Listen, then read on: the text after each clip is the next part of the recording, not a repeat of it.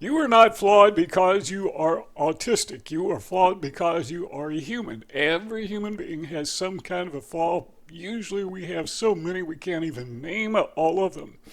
But autism is not necessarily a flaw. It comes with certain traits. We don't all have the same traits. We're going to go over 8 of these. And these are ways that you can tell, or I would call them maybe hints, that a person may be an Aspie or may have autism, but they're not necessarily flaws. They're just traits. So let's don't confuse the two. That's so important. And when we get to the end, we'll tie all these together. But number one, oh, by the way, this is the second of 2 videos we did on this. So we did 8. Now we're going to do 8 more. But number one is a monotone voice. Many people with autism don't have a lot of expression in their voice, and that I think is because, I'm kind of speculating, but I think that's because they think in a monotone way. I mean, we tend to be organized thinkers. We put everything in a row. We don't have a lot of what would we call it? A lot of scrambling in our brain until we meet someone else, and then our brain goes haywire. But by and large, we don't have a lot of excitement in our brain, and that's expressed through our voice. We talked about that last time when we encounter somebody and we become nervous, we become a little bit excited, we become stressed out, and then our brain scrambles. And then you can hear the scrambling in our voice. Not that it's not monotone, but that we just can't express ourselves well. We stumble over words. We think of a word and the word comes out before the word that is supposed to come out after it. Does that make sense? But by and large, we have monotone speaking voices. That's one way you might be able to tell someone is a person with autism. So when I went to the therapist and I was diagnosed for autism, that's one of the things she noticed throughout. We had, I don't know, maybe 3 or 4 sessions. She noticed throughout the sessions is that I spoke with a monotone voice. Now, I don't do that all the time. Public speaking, I don't do it. When I'm making videos, I don't do it.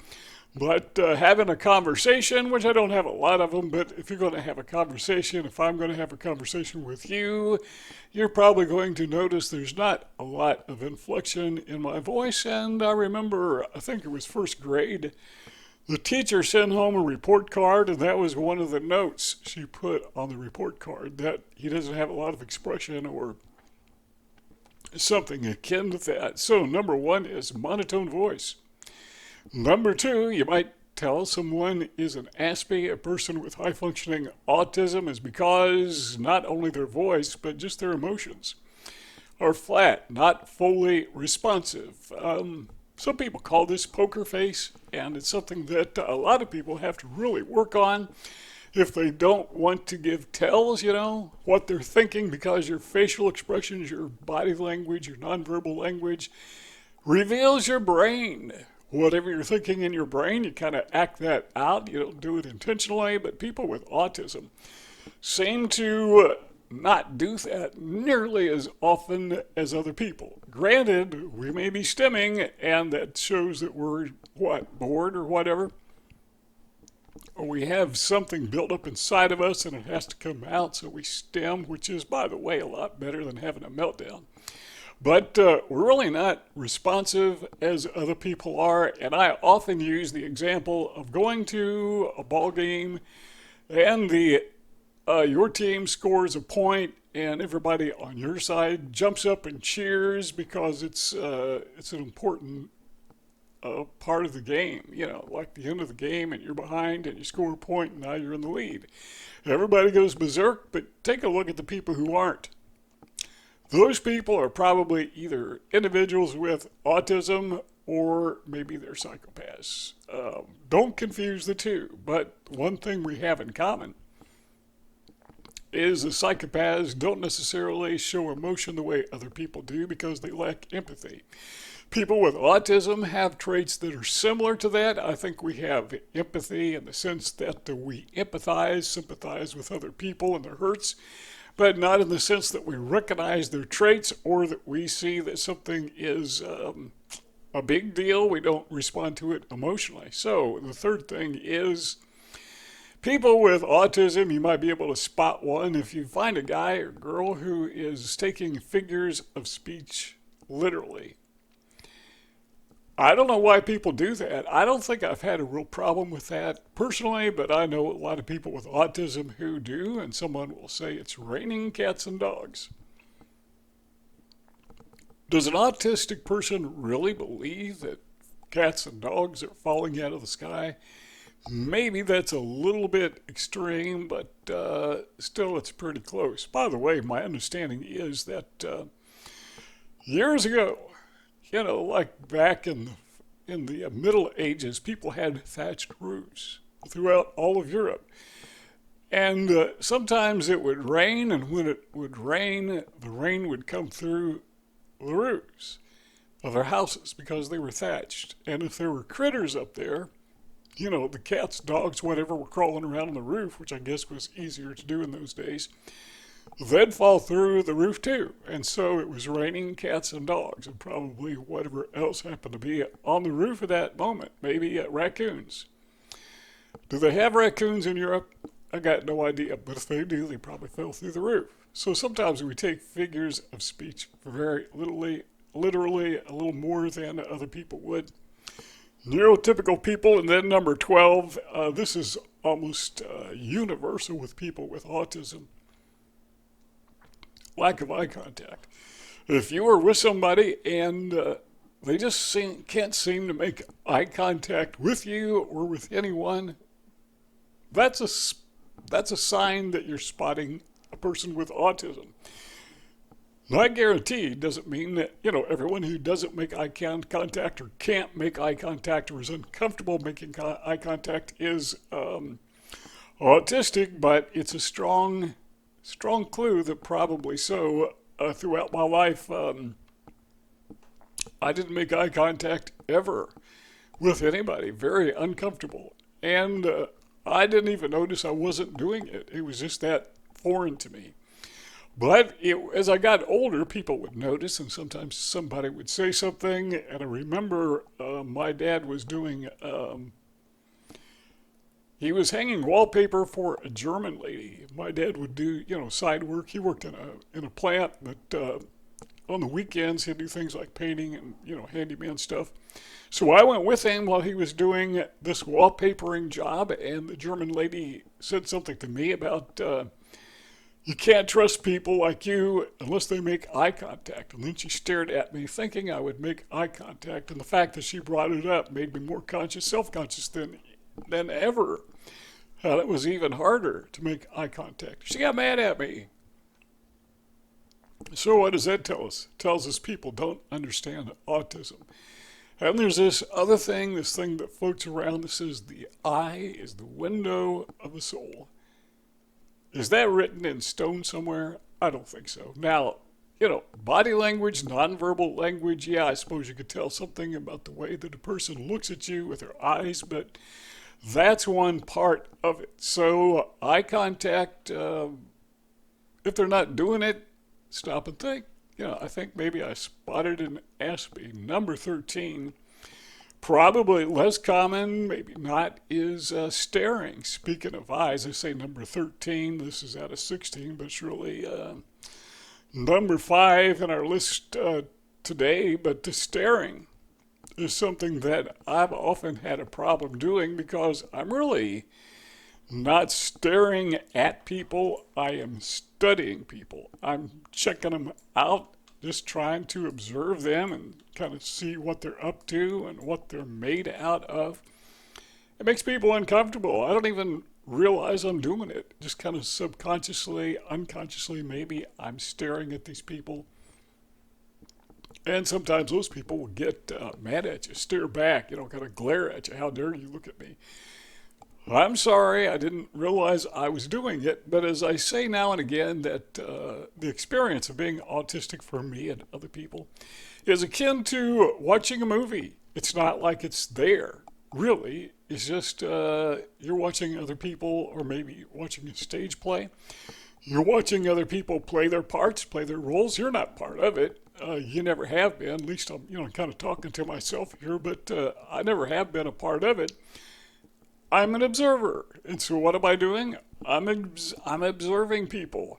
I'm looking at them. I'm staring at them. People don't like to be stared at, by the way. And I don't like to be stared at. I can't blame them, but it comes unconsciously again, subliminally.